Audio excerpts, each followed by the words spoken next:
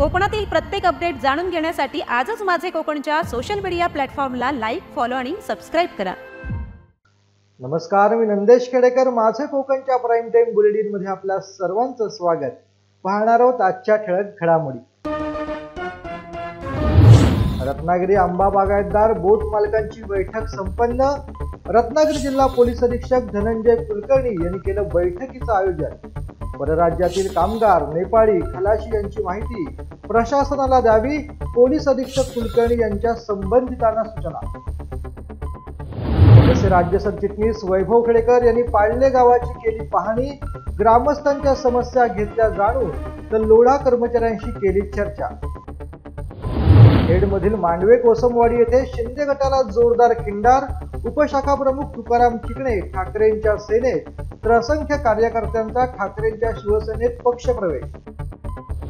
नागरी विमाने उडवणारी शिवानी नाचवेकर घेणार विमानातून आकाश भरारी. शिवानी रत्नागिरीची पहिली महिला पायलट. आता शिवानी प्रत्यक्षात कामावरती रुजू होणार. आणि लांजा येथील विद्यार्थ्यांचा स्तुत्य उपक्रम. जवानांना पाठवल्या 25,000 राख्या आणि पत्र. पाहूया सविस्तर वृत्त. आंबा बागायतीपासून मच्छीमार बोटीपर्यंत नेपाळी खलाशी, नेपाळी कामगार मोठ्या प्रमाणावरती रत्नागिरी जिल्ह्यात आलेले आहेत. अनेक वेळा हे कामगार तात्पुरत्या स्वरूपात येत असल्याने त्यांची माहिती पोलिसांपर्यंत येत नाही. परराज्यातून येणारे कामगार यांच्याकडून गुन्हेगारी कृत्य अधिक घडत असल्याचं मागील काही अनुभवांवरून लक्षात आलेलं आहे. या कामगारांची, खलाशांची माहिती पोलिसांकडे नसल्याने बऱ्याचदा तपासात अडचणी देखील निर्माण होतात. त्यामुळे आता रत्नागिरी जिल्हा पोलिसांनी याबाबत कडक पावले उचललेली आहेत. यासाठी जिल्हा पोलीस अधीक्षक धनंजय कुलकर्णी यांनी एका बैठकीचं आयोजन केलं होतं. आंबा बागायतदार आणि बोट मालक यांची संयुक्त बैठक रत्नागिरी जिल्हा पोलीस दलामार्फत घेण्यात आलेली आहे. जी मच्छीमारी सुरू होते 1 सप्टेंबरपासून जिल्हाभरामध्ये व्यावसायिक मच्छीमारी सुरू होते आणि त्यासाठी येणारे जे नेपाळी खलाशी असतात त्यांची जी माहिती आहे ती पोलीस ठाण्यांकडे असणं गरजेचं असतं. मागील अनुभव पाहता अनेक ठिकाणी असं लक्षात आलं की नेपाळी जे खलाशी आहेत किंवा आंबा बागायतीमध्ये काम करणारे जे काही कामगार आहेत नेपाळी, ह्या लोकांच्याकडनं गुन्हेगारी कृत्य होतं किंवा त्यांच्या बाबतीत काही गुन्हे घडले जातात आणि त्यांची माहिती आपल्याकडे नसल्यामुळे बऱ्याचदा गुन्हे तपासाला अडचणी होतात. या ठिकाणी जिल्ह्याभरातले सर्व आंबा बागायतदार, सर्व बोटीचे मालक, मच्छीमार सोसायटीचे अध्यक्ष यांना या ठिकाणी बोलवलं होतं. त्याचबरोबर जिल्हाभरातील सर्व जी पोलीस ठाणे आहेत तिथून सुद्धा ऑनलाईन पद्धतीने जवळपास 1,500 लोक जे आहेत, नागरिक आहेत, या बैठकीमध्ये सहभागी झाले. त्याच्यामध्ये अतिशय सांगोपांग अशा प्रकारची चर्चा या संदर्भात झालेली आहे. त्यांनी सुद्धा काही मुद्दे या ठिकाणी मांडलेले आहेत आणि त्याचासुद्धा आम्ही या ठिकाणी नक्कीच पुढील याच्यामध्ये उपयोग करणार आहोत, त्याच्यावर उपाययोजना करणार आहोत. या ठिकाणी आमच्याकडनं सगळ्यात महत्त्वाची सूचना त्यांना करण्यात आली, अशा प्रकारच्या नेपाळी लोकांची माहिती पोलीस पाटील किंवा त्या ठिकाणचे पोलीस स्टेशन्स आहेत त्यांना दिली पाहिजे आणि त्याच्याबद्दलची एक मोहीम आपण सुरू करतो आहोत, जेणेकरून कुठल्या प्रकारचं गुन्हा जिल्ह्यामध्ये अशा लोकांच्याकडे होणार नाहीत. त्याचबरोबर आपल्याकडे जे काही चिरेखानी आहेत, चिरेखानीवर काम करणारे जे लोक आहेत ते परराज्यातून येतात किंवा बाहेर जिल्ह्यातून येतात, त्यांचीसुद्धा माहिती आपल्याकडे असणं गरजेचं आहे. स्वातंत्र्याचा 77वा वर्धापन महोत्सव साजरा होत असताना महाड विधानसभा मतदारसंघात अनेक धनगरवाड्यांवरती रस्त्यांची मूलभूत परिपूर्ण सोय नसल्याने आजारी, रुग्ण व मयत व्यक्तींना आजही डोलीने घेऊन जावं लागत आहे. स्थानिक लोकप्रतिनिधी व प्रशासन यांचं धनगरवाड्यांच्या विकासाकडे सतत दुर्लक्ष होत असल्याने धनगर समाजामध्ये संतापाची भावना निर्माण झालेली आहे. दिनांक 9/8/2024 रोजी महाड तालुक्यातील चिंभावे धनगरवाडीतील रहिवासी कैलासवासी दीपेश विठ्ठल माने यांचं ठाणे येथे आकस्मिक निधन झालं. त्यांचा मृतदेह रुग्णवाहिकेने वाकवली गावापर्यंत आणण्यात आला, परंतु वाकवली ते चिंभावे धनगरवाडी हे अंदाजे 4 किलोमीटर अंतर रात्रीच्या अंधारात डोळीच्या सहाय्याने पार करताना ग्रामस्थांची जी हालअपेष्टा झाली हे भयानक दृश्य पाहून संपूर्ण जनता गहिवरलेली आहे. चिंभावे धनगरवाडी ही महाड विधानसभा व रायगड लोकसभा मतदारसंघात मोडत आहे. येथील आमदार, खासदार विकासाच्या मोठमोठ्या गप्पा मारतात, परंतु या दोन्ही लोकप्रतिनिधींचे नेहमीच मागासवर्गीय धनगर समाज वाड्यावस्त्यांच्या विकासाकडे लक्ष नसते. महाड तालुक्यातील धनगरवाड्यांच्या विकासाकडे शासनाचं लक्ष वेधण्यासाठी लवकरच रायगड जिल्हाधिकारी कार्यालयासमोर महाड तालुक्यातील सर्व धनगर समाज बांधवांना सोबत घेऊन आमरण उपोषण करणार असल्याचा इशारा सामाजिक कार्यकर्ते रामचंद्र बाबू आखाडे यांनी दिलेला आहे. मनसेचे राज्य सरचिटणीस तथा खेडचे माजी नगराध्यक्ष वैभव खेडेकर यांनी दापोली तालुक्यातील पाळले या गावात डोंगर उतारावरती सुरू असलेल्या लोढा यांच्या प्रकल्पाची पाहणी केली। यावेळी त्यांनी स्थानिक नागरिकांना होणाऱ्या त्रासाबद्दल उपसरपंच सज्जन मयेकर आणि सदस्य उषा पालशेतकर, वैष्णवी बोरकर, अस्मिता हुमणे व नागरिक यांच्याकडून माहिती घेतली। प्रकल्पस्थळी पाहणी करून वैभव खेडेकर यांनी येथील कर्मचारी राहुल शुक्ला यांना गावातील नागरिकांना त्रास होणार नाही तसंच ग्रामपंचायत सदस्यांना विश्वासात घेऊन काम करावे असं सांगितले।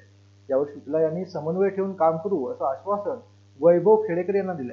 यावेळी मनसेचे वैभव खेडेकर यांच्यासोबत उपजिल्हाध्यक्ष तथा माजी नगरसेवक सचिन गायकवाड, तालुकाध्यक्ष नितीन साठे, शहराध्यक्ष साईराज देसाई, उपतालुकाध्यक्ष मिलिंद गोरिवले, शहर सचिव हाफिज महालदार, उपशहराध्यक्ष अरविंद पुसाळकर, मयूर काते, विजय चव्हाण व मनसेचे कार्यकर्ते यावेळेला उपस्थित होते। आज आमच्या पाडले गावामध्ये खेडेकर साहेब, वैभवजी खेडेकर साहेब आलेले आहेत। ते खास आमची सगळी होणारे हाल, आम्हाला होणारे त्रास हे सगळं लक्षात घेऊन ते खास या प्रोजेक्टला भेट देण्यासाठी आलेले आहेत। त्यांनी आता इकडची सगळी परिस्थिती बघितलेली आहे की आमच्या पाण्याच्या विहिरी दूषित झाल्या आहेत, जंगलतोड केलेली आहे, त्यांनी प्लॉटिंग या माणसांनी कसं केलेलं आहे, त्यामुळे गावकऱ्यांना कशा प्रकारे त्रास होत आहे। त्यांनी सगळ्याची पाहणी करून संबंधित अधिकाऱ्यांना माहिती दिलेली आहे की कशा प्रकारे तुम्ही गाववाल्यांना त्रास होणार नाही याची काळजी घ्या। त्यांनी इथे येऊन जी माहिती दिली आणि आमचा त्रास समजून घेतला त्याबद्दल खरंच त्यांचे आभार। मी आज दापोली तालुक्यातील आंजर्ले शेजारील पाडले या गावामध्ये आलोय आणि पाडलेच्या या निसर्गरम्य ठिकाणी लोढा बिल्डरचा एक मोठा प्रोजेक्ट या ठिकाणी होतोय। त्याच्यामध्ये 400-500 बंगले आणि मोठे अपार्टमेंट या ठिकाणी आहेत। हा प्रोजेक्ट करत असताना काही काळजी या लोढा बिल्डरच्या प्रशासनाने या ठिकाणी घेतली नाही आणि म्हणून परवाच्या पावसामध्ये, मोठ्या पावसामध्ये या गावामध्ये अनेक जे नैसर्गिक जलप्रवाह आहेत त्यांनी मार्ग बदलल्यामुळे या गावच्या अनेक पिण्याच्या पाण्याच्या विहिरी याच्यामध्ये माती गेली, चिखल गेला आणि त्या पिण्यायोग्य राहिल्या नाहीत। त्यानंतर अनेक याच्यामध्ये पुलामध्ये किंवा म्हणा पाईपामध्ये पाणी गेल्यामुळे रस्ते खराब झाले आणि जाण्या येण्याची रहदारी बंद झाली। अनेक ठिकाणी ज्या वेळेला महिला या ठिकाणी कपडे धुण्यासाठी येत असताना त्या ठिकाणी मोठे दगड येऊन पडले। सुदैवाने त्या ठिकाणी जीवितहानी झाली नाही। तर या ठिकाणी मी या प्रोजेक्टला भेट दिली असल्यानंतर या प्रोजेक्टचे हेड शुक्ला त्यांना या ठिकाणी भेटलो आणि त्यांना इथली परिस्थिती दाखवली। ज्या ठिकाणी संरक्षक भिंतीची आवश्यकता आहे, ज्या ठिकाणी पाईप टाकण्याची आवश्यकता आहे, ज्या ठिकाणी रस्ता करण्याची आवश्यकता आहे, ज्या विहिरीमध्ये पाणी दूषित झाले त्याची व्यवस्था करण्यासंदर्भात आणि ग्रामपंचायत रस्ता जो बंद केला होता तो खुला करण्यासंदर्भात त्या ठिकाणी सूचना दिल्या आहेत आणि ह्या सगळ्या सूचना त्यांनी मान्य केल्या आहेत आणि या सूचना मी या लोढा बिल्डरना दिलेल्या आहेत। जर ह्या सूचनांचं पालन या लोढा बिल्डरांकडनं झालं नाही तर भविष्यात या लोढा बिल्डरचा आणि आमचा संघर्ष या ठिकाणी असेल। हा संघर्ष होऊ नये यासाठी त्यांनी त्याची काळजी घ्यावी आणि आम्हाला या ग्रामस्थ जे काळजीमध्ये आहेत, कधीही या कोकणामध्ये माळीण सारखा प्रकार होऊ शकतो, या गावामध्ये तळीये सारखा प्रकार होऊ शकतो किंवा वायनाड सारखा परिस्थिती या ठिकाणी होऊ शकते। ती होऊ नये यासाठी आम्ही सूचना या ठिकाणी दिलेल्या आहेत। शेतीसाठी सरने जो बोलले आपल्या करून देतो ग्रामस्थांना आणि जो काम बोलले ते करून देतो। विहिरीपाशी विहिरीचे पाणी जो बंद होतं त्याच्यासाठी आणि वॉल आहे तिथे आणि क्रॉसिंग वॉटर क्रॉसिंगचे पाईप टाकून देतो, रोडचे काम करून देतो। रत्नागिरीची पहिली महिला पायलट म्हणून मान मिळवलेली शिवानी नागवेकर आता प्रत्यक्षात कामावरती रुजू होणार आहे। तिला शुभेच्छा देण्यासाठी नागवेकर व विलणकर कुटुंबियांनी शनिवारी कौटुंबिक शुभेच्छा समारंभ रत्नागिरी येथे आयोजित केला होता। 2022 साली पायलट बनलेली शिवानी नागवेकरला लहानपणापासूनच विमानाची आवड होती। आपल्या आवडीलाच तिने आपले करिअर बनवले व लहानपणी आवडीने कागदी विमाने उडवणारी शिवानी अतिशय खडतर ट्रेनिंग पूर्ण करून आता पायलट बनली। ती पायलट झाली तेव्हा रत्नागिरीकरांनी तिचा नागरी सत्कार केला होता। आता शिवानी प्रोफेशनल पायलट म्हणून चेन्नई येथे विमान कंपनीत रुजू होणार आहे। नोकरीत रुजू होण्यापूर्वी तिच्या कुटुंबियांनी तिचा छोटेखानी शुभेच्छा समारंभ आयोजित केला होता। या समारंभाला नागवेकर व विलणकर कुटुंबातील सदस्य उपस्थित होते। तिच्या भावी कारकिर्दीसाठी सर्वांनी तिला शुभेच्छा देखील दिल्या। मी सगळ्यांना हाच संदेश देईन की तुम्ही स्वप्न बघायचे कधीही थांबू नका। तुम्ही जे ठरवलंय ते त्या गोष्टीसाठी आपला 100% द्या आणि तुम्हाला सक्सेस नक्कीच मिळेल। आणि असं कुठलंही प्रोफेशन नाही आहे ज्याच्यामध्ये फक्त मुलंच जाऊ शकतात किंवा फक्त मुली जाऊ शकतात. मला सुद्धा असं सांगितलं होतं की हा प्रोफेशन खूप मेल ओरिएंटेड आहे. पण तरीसुद्धा त्याच्यात मी सुद्धा सक्सेसफुल झाले, कारण मी माझं 100% दिलं ह्याच्यामध्ये. मी माझा हा प्रवास 2019मध्ये स्टार्ट केला. आता 2024 म्हणजे जवळजवळ 5 वर्ष लागली मला. आणि आता मी इंडिगोमध्ये कामाला लागले आणि माझा बेस चेन्नई आहे.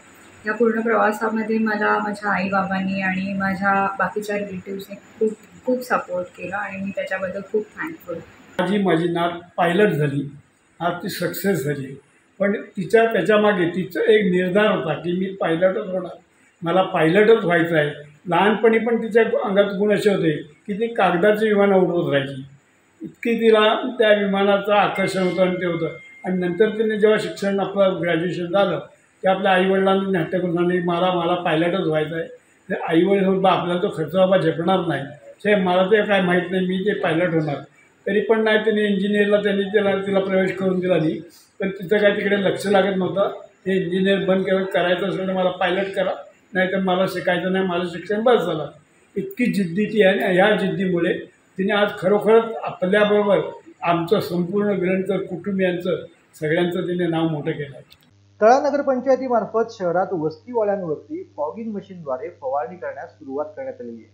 पावसाळ्यात ठिकठिकाणी साचत असलेल्या पाण्यामुळे डासांची उत्पत्ती होऊन डेंग्यू, मलेरियासारखे तापाचे आजार पसरण्याची शक्यता असते. हा आजार पसरू नये यासाठी सुरक्षेचा उपाय म्हणून फॉगिंग मशीनद्वारे धुराची फवारणी करण्यात आली. तसेच शहरातील नागरिकांनी आपल्या सभोवताली टायर, प्लास्टिकच्या बाटल्या इत्यादी टाकाऊ वस्तूंमध्ये साठलेलं पाणी ओतून द्यावे. त्यामध्ये साठलेल्या पाण्यातून डासांची उत्पत्ती होत असल्याने आपल्या परिसरात सांडपाणी साठणार नाही याची काळजी घ्यावी असं आवाहन देखील करण्यात आलंय. यावेळी शहरातील श्री स्वामी समर्थ नगर, शिंदे प्लाझा, आसावरी नाका अशा अनेक ठिकाणी नगरपंचायत कर्मचाऱ्यांमार्फत फॉगिंग मशीनद्वारे फवारणी करण्यात आली आहे. महायुतीच्या तिन्ही नेत्यांचे दौरे चालू होणार आहे. त्याबाबत रत्नागिरीमध्ये आज समन्वय बैठक संपन्न होणार आहे. तिकीट वाटपाबाबत यात निर्णय किंवा चर्चा होणार नाही, कारण ते वरिष्ठ नेते निर्णय घेतील असं यावेळेला रत्नागिरीचे पालकमंत्री उदय सामंत यांनी सांगितलेलं आहे. आजची समन्वय समितीची जी बैठक आहे 20 तारखेपासून महाराष्ट्र राज्यामध्ये माननीय एकनाथजी शिंदे, देवेंद्रजी आणि अजितदादा यांचा दौरा सुरू होतोय. त्या दौऱ्याच्या संदर्भातली कोकणातली ही बैठक आहे. इथं काही कुठेही तिकिटावर चर्चा होणार नाही. तिकीटं देण्याचे अधिकार हे 3 नेत्यांना आहेत. महायुती भक्कम असावी. महायुतीच्या सगळ्या पदाधिकाऱ्यांनी, मित्रपक्षाच्या पदाधिकाऱ्यांनी एकत्र येऊन या तिघांचं स्वागत करावं, त्याच्या नियोजनासाठी आजची बैठक आहे. रविवार दिनांक 11 ऑगस्ट रोजी खेड तालुक्यातील मांडवे कोसमवाडी येथील शिवसेना शिंदे गटाचे उपशाखा प्रमुख तुकाराम गणपत चिकणे यांच्यासह असंख्य कार्यकर्त्यांनी दापोली विधानसभेचे माजी आमदार संजय कदम यांच्या कार्यप्रणालीवरती विश्वास ठेवून शिवसेना उद्धव बाळासाहेब ठाकरे पक्षामध्ये जाहीर प्रवेश केला.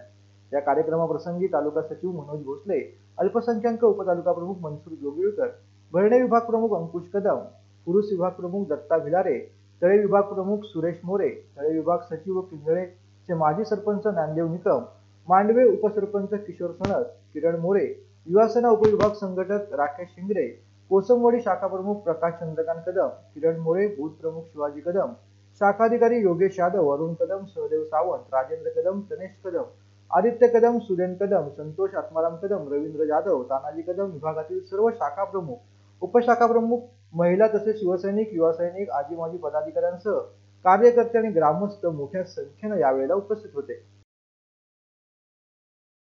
बळीराज सेना पक्ष घराघरात पोहोचवण्याची जबाबदारी तुम्हा आम्हा सर्वांची असून येणाऱ्या काळात हा पक्ष इतिहास घडवून पुढील 10 वर्षात एक दिलाने एक विचारानं काम केल्यास राज्याचा मुख्यमंत्री आपला असेल असा आत्मविश्वास बळीराज सेनेचे पक्षाध्यक्ष अशोक वालम यांनी बोलताना व्यक्त केलाय. कुणबी एकीकरण समिती, महाराष्ट्र राज्य कुणबी समाजोन्नती संघ, संलग्न कुणबी राजकीय संघटन समिती यांच्या संयुक्त विद्यमाने मिशन विधानसभा निवडणूक 2024 अंतर्गत जनसंवाद दौरा बळीराज सेना पक्षाध्यक्ष अशोक वालम यांच्या नेतृत्वात कुणबी भवन हॉल, निजामपूर रोड, माणगाव या ठिकाणी करण्यात आले होते. या कार्यक्रमात बळीराज सेना पक्षाचे उपाध्यक्ष कृष्णा कोगनाक, सरचिटणीस संभाजी काजरेकर, माणगाव नगराध्यक्ष ज्ञानदेव पवार, ज्येष्ठ नेते महादेवराव बक्कम, सुरेश मगर, काका नवगणे, भागोजी बुवा डवले, कौबा समिती माणगाव समाज सभापती रमेश मोरे, विविध तालुकाध्यक्ष, उपाध्यक्ष, जिल्हा संपर्क प्रमुख, जिल्हा अध्यक्ष, जिल्हा उपाध्यक्ष, विधानसभा अध्यक्ष, सरचिटणीस तसेच संपर्क प्रमुख, सर्व समाज शाखा अध्यक्ष, सरचिटणीस व गाव अध्यक्ष, रायगड जिल्हा बळीराज सेनेचे पदाधिकारी व कार्यकर्ते आदी मान्यवर यावेळेला उपस्थित होते. ते आता सगळे आमच्या, आता मगाशी तुम्ही ऐकलं असणार, आमच्या बक्कम साहेबांनी सांगितलं की आम्ही एक फादर बॉडी तयार करतोय. फादर बॉडी तयार करून सगळ्यांशी संपर्क करून चर्चा करून प्रमुख जे आहेत या विधानसभेतील त्यांच्याशी चर्चा करून ठरवलं जाईल. शेवटी समाजाचा उमेदवार द्यायचा आहे आणि आमच्यामध्ये कोणामध्ये असा भेदभाव नाही आहे, कोणामध्ये तू मैमै नाही आहे. सगळे जे प्रमुख लोक ठरवतील त्याला आम्ही उमेदवारी देऊन त्याला निवडून आणणार. शारीरिक परिस्थिती आज अनुकूल नाही आहे, कारण त्यांचा बायपास झालेला आहे आणि बायपास असताना ते बाहेर फिरणं हे उचित नाही आहे. ते सध्या घरी आराम करत आहेत, त्यामुळे ते नाही आहेत आणि ते आमच्या समाजाचे नेते आहेत. ते सदैवच आमच्यासोबत आहेत आणि भविष्यातही सोबतच राहतील. सेनेची भूमिका आगामी म्हणजे आम्हाला जो आजपर्यंत आमच्या समाजावरती झालेला अन्याय आहे, अत्याचार आहे, आम्हाला सर्व राजकीय पक्षाने आमच्या समाजाला जे गृहीत धरलं होतं याच्यापुढे ते होणार नाही. त्यासाठी आम्ही ध्येय आणि उद्दिष्ट आम्ही निश्चित केलेले आहेत आणि त्या पद्धतीने आपला बळीराज सेनेचा मार्गक्रम चालू आहे. ओबीसी अधिकारी कर्मचारी संघाचा राज्यस्तरीय अधिवेशन नवी मुंबईमध्ये खारघर येथे पार पडलं. माजी आमदार डॉक्टर नारायणराव मुंडे यांच्या अध्यक्षतेखाली एक दिवसीय शिबिराचं आयोजन करण्यात आलं होतं. या शिबिरामध्ये जुनी पेन्शन योजना, जातीनिय जनगणना करण्यात यावी, मंडळ आयोगाची संपूर्ण अंमलबजावणी करण्यात यावी, केंद्रात स्वतंत्र ओबीसी मंत्रालय स्थापन करावं असं महत्वपूर्ण ठराव या अधिवेशनामध्ये मांडण्यात आलेले आहेत. काफी ओबीसी लोग समझते हैं नहीं हम क्षत्रिय है, नहीं हमें योगी आदित्यनाथ या नहीं तो तुम्हारा कंगना राउत पूरा इक्वालिटी दे देगा, नहीं देगा. मालगुण एज्युकेशन सोसायटीचे सामाजिक उपक्रम हे खरोखरच वाखाणण्याजोगे आहेत. त्यामुळे माझ्याकडून आणि पालकमंत्री उदय सामंत यांच्याकडून नक्कीच वेळोवेळी जे काही सहकार्य आवश्यक आहे ते मिळेल. या संस्थेमध्ये अत्याधुनिक कॉम्प्युटर लॅबची मागणी आहे. ती मागणी लवकरात लवकर पूर्ण करण्याचा आम्ही प्रयत्न करू अशी ग्वाही सिंधुरत्न समृद्ध योजनेचे सदस्य, महाराष्ट्र क्रिकेट असोसिएशनचे उपाध्यक्ष, शिवसेना पक्षाचे नेते किरण उर्फ भैया सामंत यांनी जाकादेवी येथील कार्यक्रमात दिले. मालगुण एज्युकेशन सोसायटीचे तात्यासाहेब मुळे प्राथमिक विद्यालय व बाबाराम परशुराम कदम कनिष्ठ महाविद्यालय जाकादेवी येथील नूतन सभागृहाचा उद्घाटन सोहळा नुकताच संपन्न झाला.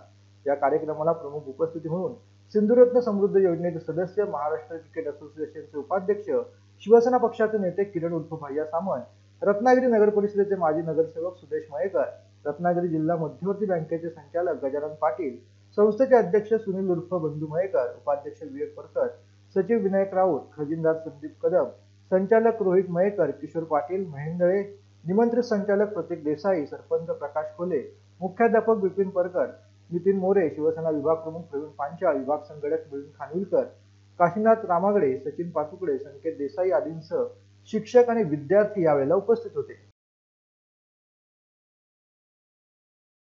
नवी मुंबईमध्ये उद्धव ठाकरे गटाला व भाजपला खिंडार पडले. शिवसेना उपनेते विजय नाहटा यांच्या कार्यप्रणालीवरती आणि नेतृत्वावरती विश्वास ठेवून उबाटा गटाचे विभाग प्रमुख, उपविभाग प्रमुख, शाखा प्रमुख आणि महिला पदाधिकारी तसेच भाजप पदाधिकारी यांनी 100हून अधिक कार्यकर्ते आणि 15हून अधिक पदाधिकाऱ्यांनी कार्यकर्त्यांसह शिवसेना पक्षात जाहीर प्रवेश केलेला आहे. न्यू इंग्लिश स्कूल व तुकाराम शेट्टे कनिष्ठ महाविद्यालय लांजा यांच्या वतीनं रक्षाबंधन निमित्ताने 2500 राख्या व जवानांना पत्र पाठवण्यात आले. 27 वर्षांची परंपरा आजही जोपासली जाते. सैनिकांमुळे आपण देशात सुरक्षित राहू शकतो आणि यामुळे या सैनिकांप्रती असणारी कृतज्ञता व आदरभाव व्यक्त करणे हा या मागचा उद्देश असल्याचं प्रशासनाच्या वतीनं सांगण्यात आले. 56 APO कोडद्वारे या राख्या व पत्र राजस्थानमध्ये आता पाठवल्या जाणार आहे.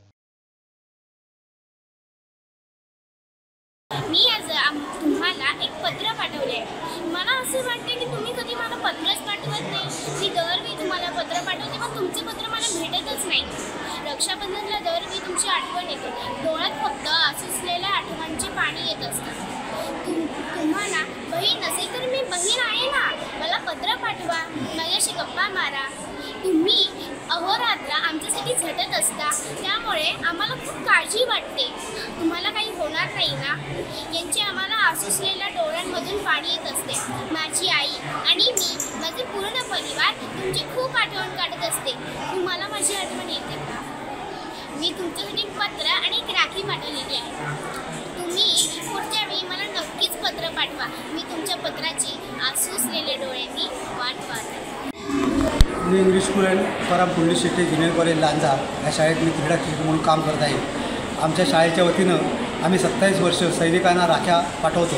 आतापर्यंत आम्ही 2,500 राख्या पाठवल्या आहेत. 56 APO, 8 मराठा, लाईट इन्फंट्री या सेक्टरला आम्ही या राख्या पाठवतो. आमच्या शाळेच्या वतीनं राख्या पाठवत असताना सैनिकांच्या वतीनं सैनिकांना एक पत्रलेखन करून मुलींकडून त्यांना त्या ठिकाणी पाठवतो. अशी परंपरा आमच्या शाळेत कायम सुरू आहे. एत बांधवा दर्शयामि वस्तेजो हिंदुस्थानस्य. एत बांधवा दर्शयामि वस्तेजो हिंदुस्थानस्य. अस्य मृत्तिका शिरसा वन्द्या भूमिर्यं बलिदानस्य. अस्य मृत्तिका शिरसा वन्द्या भूमिर्यं बलिदानस्य. वन्दे मातरं वन्दे मातरं वन्दे मातरं वन्दे मातरं.